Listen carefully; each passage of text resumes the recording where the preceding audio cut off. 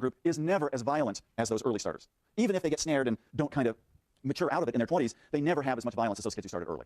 And remember that life course persistent group? A lot of these kids, the longer they followed, yeah, they were hell on wheels at 3 and 5, most of the crime in their teens, but some of them in their 20s actually stopped. So that would be an example of resilience. They're trying to figure out what predicts why a small set of this 5% of boys really does tend to stop their antisocial behavior. So what's one of the lessons here? People over the last 75 years have said, well, we've got to figure out a way to categorize antisocial behavior. It's overt versus covert, aggressive versus non-aggressive. It turns out that, did you start these behaviors before you were 10? Kind of like Moffat's early starter group? Or did you not start until 11, 12, 13, adolescent? That's maybe the biggest dividing line you can have. So the DSM has maintained within conduct disorder, do you have a child onset versus an adolescent onset variety? Because the child onset group tends to be the rare group with a lot of problems. The adolescent onset group tends to do a lot of antisocial behavior, but never terribly violent, and tends to, on average, mature out of it. What is true of this early onset group, the child onset conduct disorder in the DSM? They had insecure attachments at a high rate. They had difficult temperament. They showed, even in the preschool years, poor planning on tests of executive functioning and control. Lots of family disharmony and coercion. They didn't do too well on verbal IQ tests. Maybe they can't think their way out of a situation where they feel cornered. Lots of peer rejection, 1st and 3rd grade. So in the early onset group, this is developmental psychopathology squared. All sorts of risk factors, multiple levels of analysis tend to come together. And again, the adolescent onset group, they've got their problems. It's no picnic to almost go to juvenile hall when you're 15, but they didn't tend to have all these early risk factors that would make you think they've got a mental disorder. So what about boys and girls? Can you tell a boy and girl, let's say you are looking at a video up to age 1 and you're classifying temperament, and you didn't have any names of boys and girls, and sometimes it's hard to tell them apart if just you're looking the face up. Can adult observers distinguish boys and girls in infancy in terms of their level of difficult temperament and aggression? No, not very well. When does the boy-girl difference in externalizing behavior start? Ages 3 and 4. Because it's by 3 and 4 that the girls have skyrocketed ahead of boys verbally. And now we know from brain imaging studies, girls' brain development by the ripe old age of 2.5, 3, and 4 far outpaces boys. And there might be different socialization pressures for girls to be raised to be more nurturing, and boys, it's cool to kind of be an all-boy. So it's a combination of biology and social shaping. But when the girls start to catch up in the teen years, never as violent as boys, but this adolescent onset group includes almost as many girls as boys. So girls are just as hungry for independence and maturity during the teen years, and lots of antisocial behavior goes up. What about racially? This exemplifies what we've talked about in some of our chalk talk in the earlier lectures. Do certain ethnic groups have higher rates of antisocial behavior in the United States? Yes, African-American boys in particular, Latinos too. But what's also true of these ethnic groups? They tend to, on average, be poorer. Which is the spurious risk factor, and which seems to be the real risk factor? If you take into account social class and poverty, the black-white differences in aggressive behavior vanish to nothing. So it's not that black kids are inherently more violent, it's that black kids in our country tend to grow up in harsher circumstances, and it's those circumstances that are much stronger predictors of later aggressive behavior. Let's look again at risk factors for the early onset group. Moffat used to call them the life course persistent group, that not everybody persists. I'm not going to read them all, but I said them a minute ago, and this is a list of, what is that, 15 or 17 out of about 100 that are known. What do you think of when you read that list? This is a lot of bad stuff. It's a lot of bad stuff biologically, it's a lot of bad stuff in early parent-child relationships, later parent-child relationships, cognitively, school, peers. One of the problems in developmental psychopathology is, how the heck do you figure out which of these is the most important risk factor? Because we're still not allowed to randomly assign kids to live in coercive homes. We're still not allowed to randomly assign kids to get abused, obviously. It's unethical. So what you have is, for this early starter group, starting at about age 1, all these risk factors piling up over time, and we know that each one of them is a risk factor. Some may be spurious. But which one or which ones were the more primary? Which ones earlier in development led to a cascade of the others? And this is our problem. We're a very descriptive science right now. We know all these are risk factors for antisocial behavior, but we still don't really know very well which ones we should work on the earliest preventively. Which are the most malleable? Any thoughts as you look at this list? If you were devising prevention programs, we'll talk about prevention at the very end of the course, which risk factor or factors would you start with? Yeah. Age of the parent.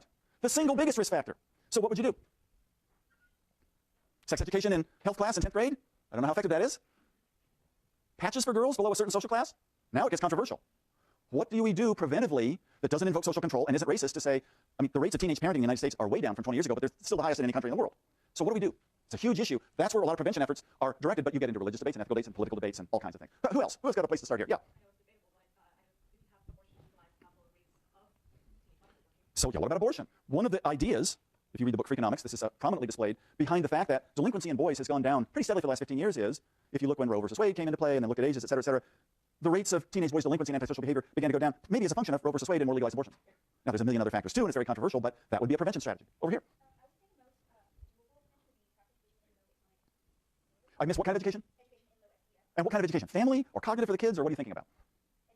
So maybe if we could eliminate the so-called achievement gap, where poorer kids are behind academically from a very early age, and give them some of those verbal skills, really do what Head Start's supposed to do, maybe that would prevent 10, 15 years later delinquent behavior. This is one of the biggest effects of Head Start. Head Start boosts your IQ scores a little bit, and those gains fade after 2 years. But 15 years later, one of the biggest gains of Head Start is prevention of delinquency. So it's a very good idea. Anybody else? Right here. Therapist, or do you do it in groups? I mean, I'm a little kid, first grade, a shrink's telling me how to make friends. I'm saying, yeah, right, shrink, I believe this. But what happens if you get the kids in a peer group with other aggressive kids? Well, they learn more aggressive behavior. The contagion effect. So it's a big issue as to how you would prevent peer rejection. You had one too. So what about parenting? Can you help parents become more authoritative, less authoritarian, less permissive? Yes, but it's hard to do in mass education. It takes a lot of work, many months of parenting classes. Right here. So you're going to the neighborhood, fix those broken windows, have neighborhoods be more nurturing and protective rather than modeling violence. And excellent, yeah, right here. What's the murder rate in the UK versus the US? Far lower. The police carry billy sticks. They don't have guns. There's gun control. Maybe we should do much more prevention at a weapons level and forget all the psychological stuff. So this is what a multiple levels of analysis does. You can pick from early genetic screening all the way to gun control and everything in between. This is where the debates get heavy. So we got to move along. There's too many risk factors. It's confusing. It's chaotic. What do we know? Cumulative risk. If you've got the early insecure attachment and the difficult temperament and ADHD symptoms and peer rejection, all of those tend to accumulate and cascade over time. Also, this is another plug for developmental psychopathology. Just studying each risk factor in isolation causes us to miss what? The reciprocal and transactional nature of all this. So here's some examples of why interactive risk works. So in the same Dunedin sample, Moffitt found that the kids back at age 3 and 5 who scored low on their verbal intelligence, and they had families with a lot of mental illness or a lot of difficult parenting, if you put those two risk factors together, the risk for delinquency many years later went up by about a factor of 3. So it's not just poor verbal processing. It's not just family adversity. It's the two together. Now here's an even more provocative example. Adrian Rain's a colleague of ours. He's been at several universities, at University of Pennsylvania now. Really interesting biological psychologist looking at the roots of antisocial behavior. Some years ago, he looked at data sets over in Europe where they got national registries, and the island of Mauritius off the coast of Africa where they got a national registry of every kid born there, and devised 2 risk profiles. One was, were you born with physical complications? Were you born at low birth weight? Did they have to use forceps? Was there a lot of birth trauma? The second one was a psychological trauma profile in your first year of life. Did your parents try to abort you but not succeed? Did they give you up for adoption before you were a month old, or were you mistreated, abused before age 1?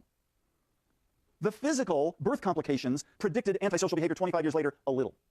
The psychological, terrible early rejection predicted antisocial behavior 25 years later a little. What if you had both? It predicted it a lot. Early biological risk, I mean at birth, and early rejection, I mean in the first few months of life. It's the combination of the two. This is a developmental psychopathology thing you now know about from gene-environment interactions. These aren't genes. It takes probably early physical vulnerability and early psychological vulnerability. Put those two together and the risk goes way up. Question? Well, he said, I'm looking at factors only that first year of life. Now, of course, there were many things in between age 1 and age 25 that ensued, but he's saying, I'm going to look at the earliest risk factors I can get, and it was only the combination that mattered. We talked about, of course, and read the serotonin transporter gene by life event or maltreatment interaction. The first Caspi paper was a year before that. This was the MAOA gene, 2 alleles. The 1 allele makes you have a little bit less neurotransmitters flowing in your brain. If you've got that risky allele and you were maltreated in the first 10 years of your life, that upped the ante for delinquency and antisocial behavior much more than either risk factor alone. Another gene-environment interaction.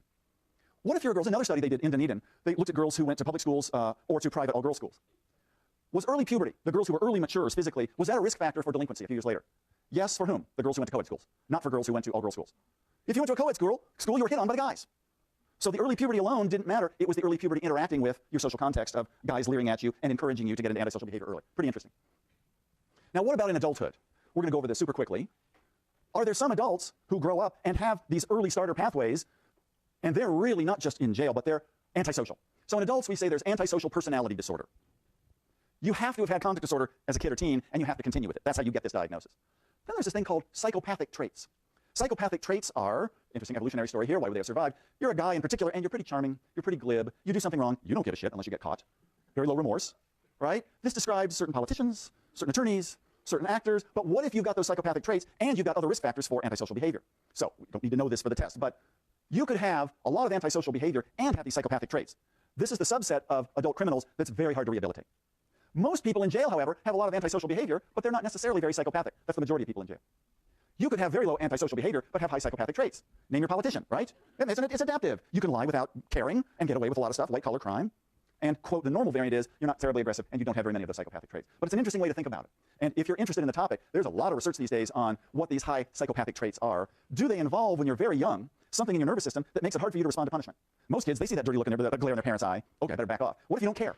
What if you don't really condition to those negative cues very well? Maybe that's the beginning of psychopathic traits. Girls, again, versus boys. Boys seem better at physical aggression. Girls seem better at relational aggression. But girls can get very physically aggressive, and boys are pretty good excluders, too.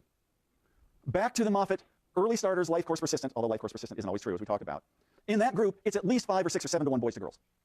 But for the adolescent onset group, it's only about 1.3 to 1 boys to girls. Girls catch up, mimic, model, and show a lot of antisocial behavior in adolescence, but never as violent as boys.